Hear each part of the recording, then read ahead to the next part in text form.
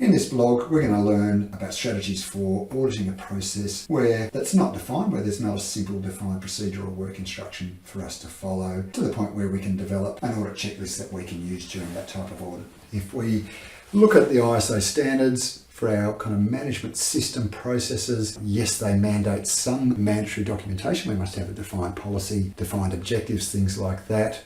But not all of our system procedures have to be documented. Similarly, at an operational level, organisations have choice about whether they document their kind of operational procedures as well. So let's come back to an example we used in a previous blog. If we had to audit chemical storage within part of our business, chemical storage processes, yes, if there's a work instruction, safe operating procedure, whatever it might be, that spells out the methods. Step 1, the team's meant to do this, 2, 3, 4, 5.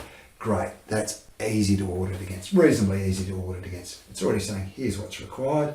We're going to go and gather evidence against step number 1, etc., through to the end of the process. Given ISO don't mandate that we have to define everything, yes, there can be situations where auditors need to explore, well, how do we audit something where it's not neatly defined for us? So step number 1, let's stick with a chemical storage example. We're going to need to do a little bit of extra planning and preparation for our audit. Particularly, we're going to need to go and interview people involved in that process. So number 1, I would say, yes, let's audit, I'm going to just call it RM for the responsible manager. Where are chemicals stored? They're in the warehouse. Okay, let's go and interview the warehouse manager or the responsible manager as one of the people we interview.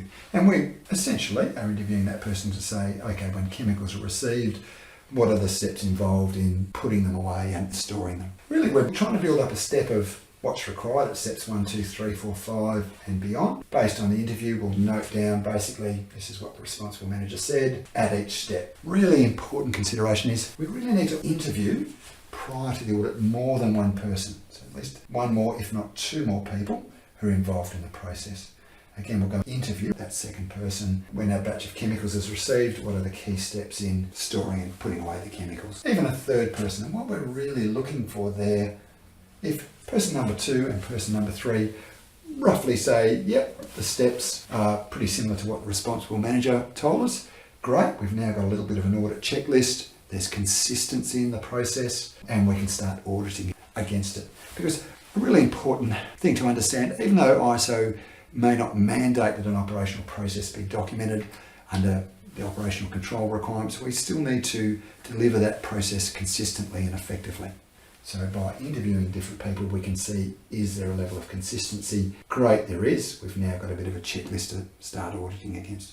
Personally, if interviewee number 2 and number 3 all give wildly different versions of what happens when they receive a batch of chemicals, go and speak to the responsible manager, advise them that, yeah, we're getting told that there's different methods and different steps in the process for how you store chemicals. As a team, you really need to work through that, resolve that, look at why there's differences, see if any further training is required. But essentially, I park the audit. I say, look, you guys, your team, you need to work through that.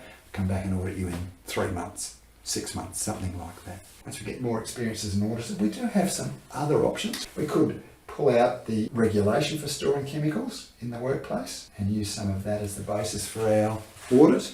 Even for within our management system, let's say it's a management review process that's not defined, yes, you could also audit against the related clause in the standard as well. Personally, I don't continue the audit if I'm getting highly different accounts of what's happening and how it's meant to be happening. If you found this video valuable, you may also benefit from my other HSEQ videos. Click on any of the videos on the screen to view them. They will help you on your road to becoming a HSEQ compliance rockstar. I know achieving certification to various standards is challenging, but I want to help you become confident in your HSEQ compliance.